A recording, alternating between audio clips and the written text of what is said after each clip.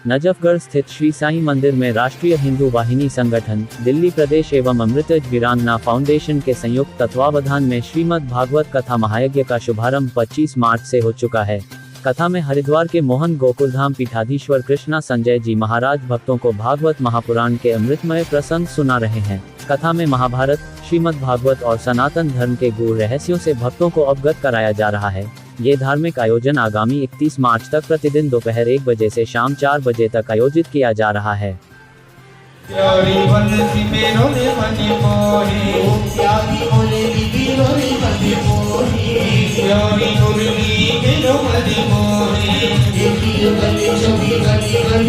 यज्ञ करते हैं, प्रभु का भजन जब तब नियम साधन आप यज्ञ के द्वारा करते हैं तो बहुत अच्छी बात है। इसको राजा राम मोहन राय ने स्टार्ट किया था। उसके बाद स्वामी दयानंद सरस्वती जी ने इसको पूरे भारत में फैलाया, पूरे विश्व पटल पर ले गए। तो अर्थात ये सनातन की 4 धाराएं हैं, कोई अलग से कोई धारा नहीं है, कोई अलग से धर्म नहीं है। धर्म यदि कोई है तो केवल और केवल सनातन है, और सनातन का अर्थ ही ये है, सनातन इति पुरातन, जो पुराने से चला आ रहा है वही सनातन है। बाकी अन्यत्र पंथ हो सकते हैं लेकिन धर्म कोई नहीं है। धर्म केवल और केवल सनातन है, जो आज मैंने बताया था कि केवल और केवल भगवान के शाश्वत धाम से निकला हुआ वही सनातन है। यही मैं कहना चाहूंगा, और युवा वर्ग को मेरा यही संदेश है कि आप ही इस देश के नवयुवक हैं और आपको ही इस समाज को संभालना है। तो इसलिए बंधुओं, अपने धर्म से भटके नहीं, अपनी राह से भटके नहीं, बल्कि अपनी राह को आज ही संभालें। अभी बहुत जरूरत है आप लोगों की। बोलो वृंदावन बिहारी लाल की जय। जिस प्रकार हम सभी जानते हैं, हमारी संस्कृति रामायण और महाभारत से है।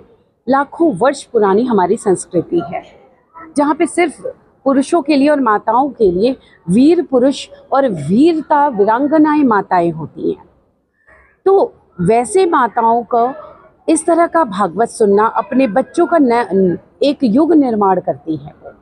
वो युग निर्माण जहाँ पे वो कृष्ण कथा सुनती हैं। जिस प्रकार रामायण में रामचरितमानस में पूरी राम जी की कथा है, वैसे ही श्रीमद् भागवत महापुराण के 2 खंड हैं। इसमें पूरे खंड में कृष्ण भगवान की पूरे चरित्र की गाथाएं हैं। सिर्फ वीर रस से भरी हुई चरित्र की गाथाएं हैं, और हमारे यहाँ नवयुवक सिर्फ वीर रस को छोड़ के प्रेम रस पे चले गए हैं। भारतवर्ष तो वीर रस से सदियों से भरा हुआ है, तो वो छोड़ के अपना पथ भटक गए हैं। इसलिए आज के नवयुवकों को श्रीमद् भागवत महापुराण सुनना अत्यधिक जरूरी है। माताओं और बहनों को इसलिए भी जरूरी है कि वो अपने घर से अपने बच्चों को वीर पुरुष बनाएंगी, अपने पति को वीर पुरुष बनाएंगी, और अपनी बेटियों को कहीं से भी कोई भी तरह का 32 टुकड़े नहीं होने पाएंगे, ना फ्रिज में पाई जाएंगी। जब वो जानेंगे हमारे योगेश्वर क्या थे, जो समाज में उनके लिए भ्रांतियां फैली हुई हैं, वो भ्रांतियां नहीं होनी चाहिए, क्योंकि उन्हें अपने शस्त्र का और शास्त्र का बिल्कुल भी ध्यान और नॉलेज नहीं है।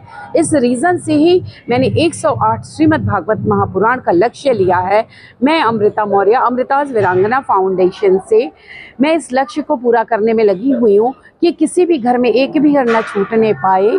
इसीलिए हर एरिया में मैं श्रीमद् भागवत अनुष्ठान करवा रही हूँ। अमृता वीरांगना फाउंडेशन द्वारका दिल्ली, जिसकी हमें बड़ी खुशी भी है कि जिसकी जो अध्यक्ष हैं वो हमारे महिला मोर्चा द्वारका जिला की भी अध्यक्ष हैं।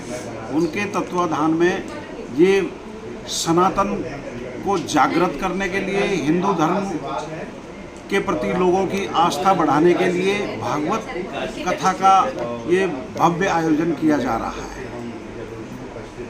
आज का जो प्रोग्राम है उसके बारे में आज का प्रोग्राम बड़ा अद्भुत प्रोग्राम था।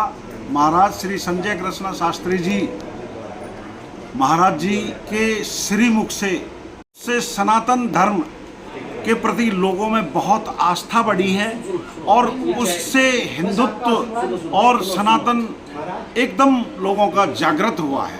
ये नजफगढ़ में भागवत चल रही है, साईं बाबा के मंदिर में। वैसे ही पवित्र भूमि है और बहुत पुराना मंदिर है साईं बाबा का, और यहाँ पर भागवत गीता हो रही है। और हमारे जो महाराज जी हैं, श्री कृष्ण संजय महाराज जी, बड़े माने हुए विद्वान महाराज जी हैं और वो इतने अच्छे से भागवत कर रहे हैं। काफी लोगों की संख्या में लोग जुड़े हुए हैं। मुझे अमृता मौर्य जी ने इनवाइट किया है, बहुत अरुण यादव जी ने इनवाइट किया। बहुत अच्छा यहाँ पे माहौल बना हुआ है। एक सनातन संस्कृति का जो देखने का माहौल मिलता है वो पूरा यहाँ देखने को मिल रहा है कि हमारी अभी भी सनातन संस्कृति की तरफ लोग अग्रसर हो रहे हैं, लोग जानने की जागरूकता ला रहे हैं। और जितने आज कान्हा जी का जन्मोत्सव था जो बड़े अच्छे से मनाया गया और बड़ा बिल्कुल उनकी झांकियां निकाली गई, बहुत अच्छा लगा आज यहाँ पर। बड़ा मन आनंद में हो गया यहाँ पर और भजन कीर्तन सब कुछ है यहाँ पर। और जो महाराज जी के आशीर्वाद ऐसे लगता है कि वो एक दिव्य पुरुष है, उनके अंदर काफी शक्तियां हैं। मैं तो ये बोली कि उनके आशीर्वाद लेने के लिए लोग आए यहाँ पर, उनसे मिले। मेरे को भी शायद भगवान ने मौका दिया जो मैं यहाँ पर आके अमृता जी के कहने से यहाँ पर आई और मुझे इतने अच्छे दर्शन मिले भगवान जी के और उन विद्वान पुरुष जी से, उनका आशीर्वाद भी मिला मुझे।